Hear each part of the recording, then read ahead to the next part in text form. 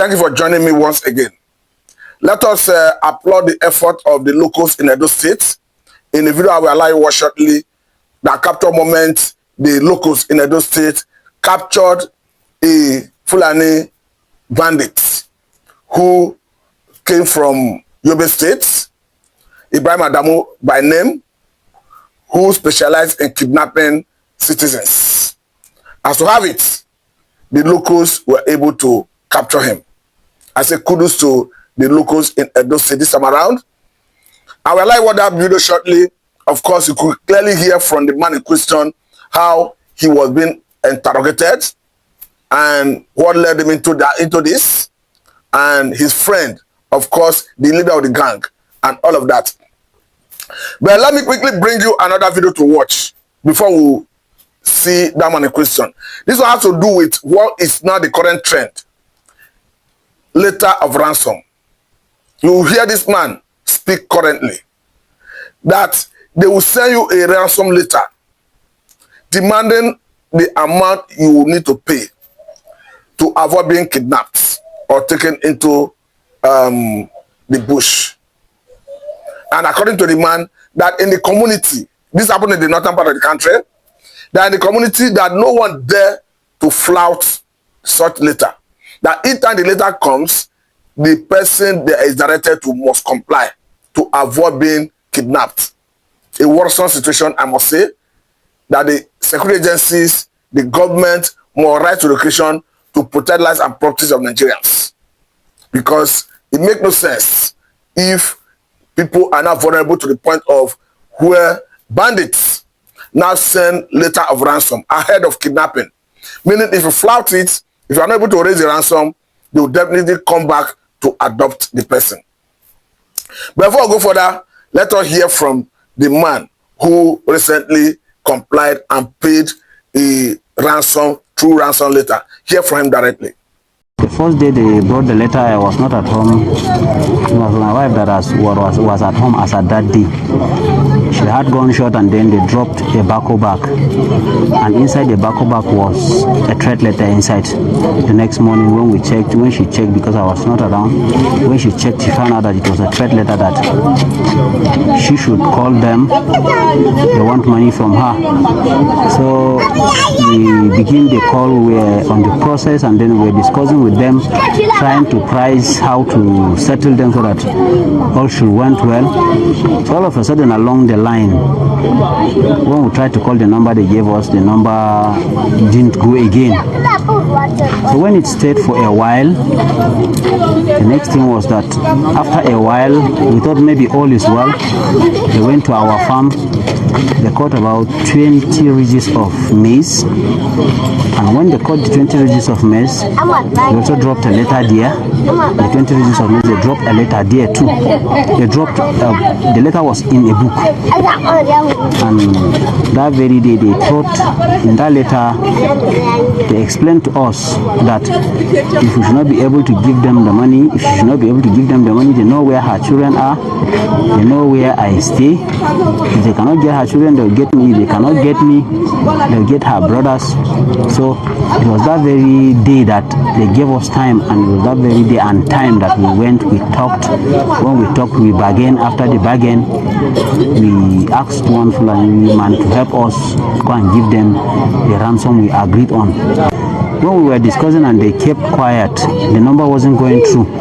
So the next letter they brought, they told us that they had that we were planning to trap them. Sure, you understand? That was why the number didn't go through again. So that was why the number did not go through again. So they had that we were tracking them, and there was nothing going on like that. Almost everybody I know of in this community, once that happens with him, he pays. There are those that they drop letters with them. There are those that they carried them away. They had to pay before they come back. That one that has happened. Nobody has failed. I have not known of any that failed.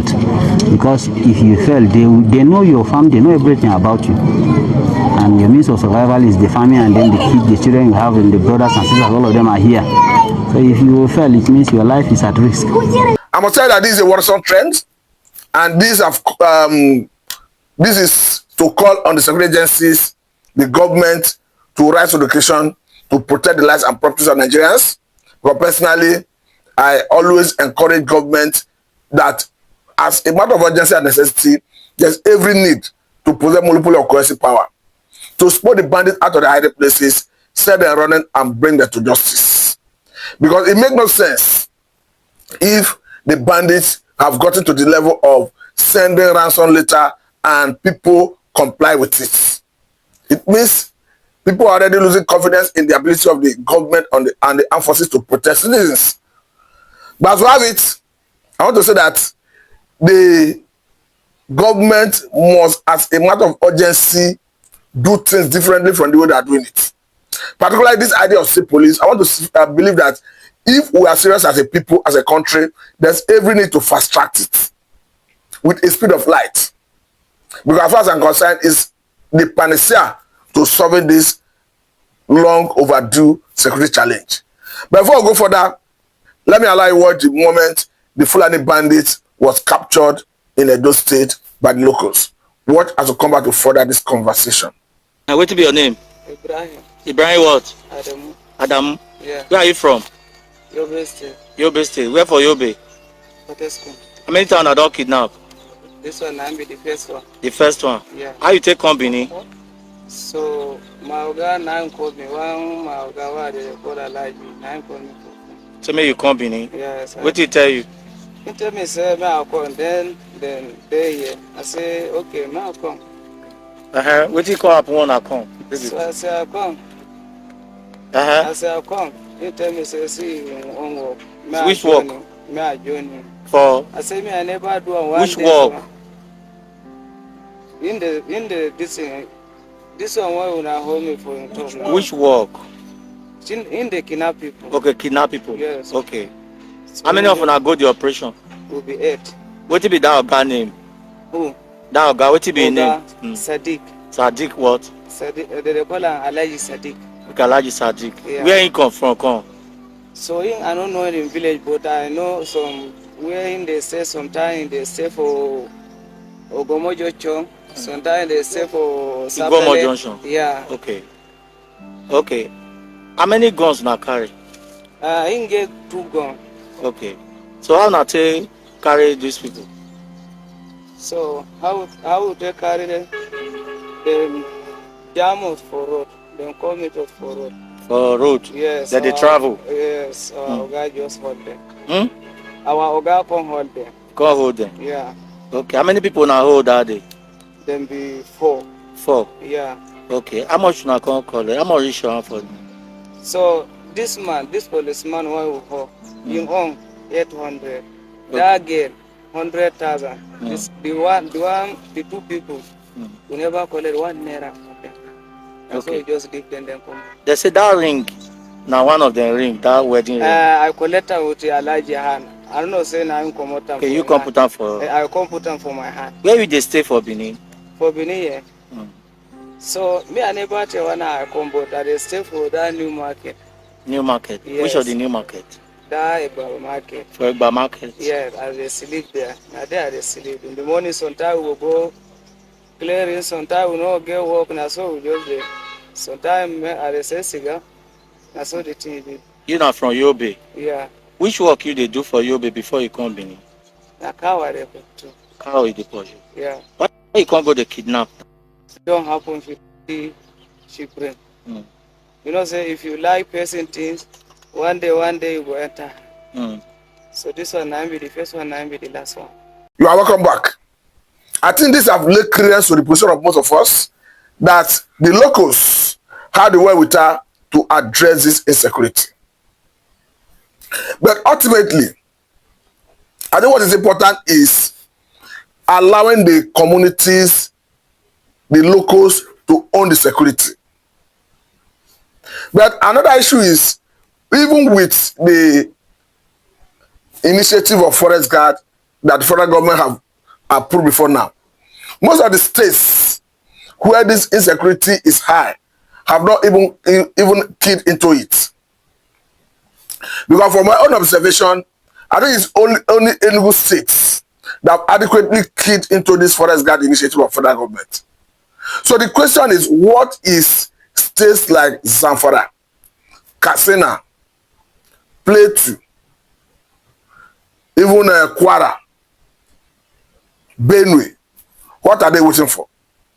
To key into this federal government initiative of forest guard. Because the point is, this initiative of forest guard, before we see state police, is an avenue to give the governors the leverage to control the security architecture in their respective states. Because the way it is, the governors before now have been complaining that they do not command the security architecture in their respective states. But seeing that the federal government has said engage forest guards, they will be trained from the perhaps office of the National Security Advisor, and they will be armed. I think what is coming from Enugu State is a clear testimony that federal government have genuine intention to allow the state governors own this security arrangement. Because you can clearly see those forest guards from Enugu State having special guns. That couldn't have happened without the express permission of federal government. So the onus now lie on state governors like Zamfara State, Katsina State, Benue State, Kwara State, Kaduna State, those states that are heavily ravaged currently by this insecurity occasioned by Fulani militias. Those governors must come out clean and key into this. Because the governors, whether they like it or not, they have sworn an oath in their respective capacities as governor of their respective states to protect lives and properties of Nigerians in their respective states. More so, as the Constitution in Section 40, Section 2B of 1999 Constitution as amended is very clear that the welfare of the people and their security shall be the primary purpose of governance. So the governors cannot give any excuse. Hence, this forest guard initiative is already on the table. So the ball is now in their court. Until we try this and it's not working, we can now say, okay, though the state police, the president have said National Assembly should amend extant laws to empower states to rule as state police. So I think we have seen some level of genuine intention from the president.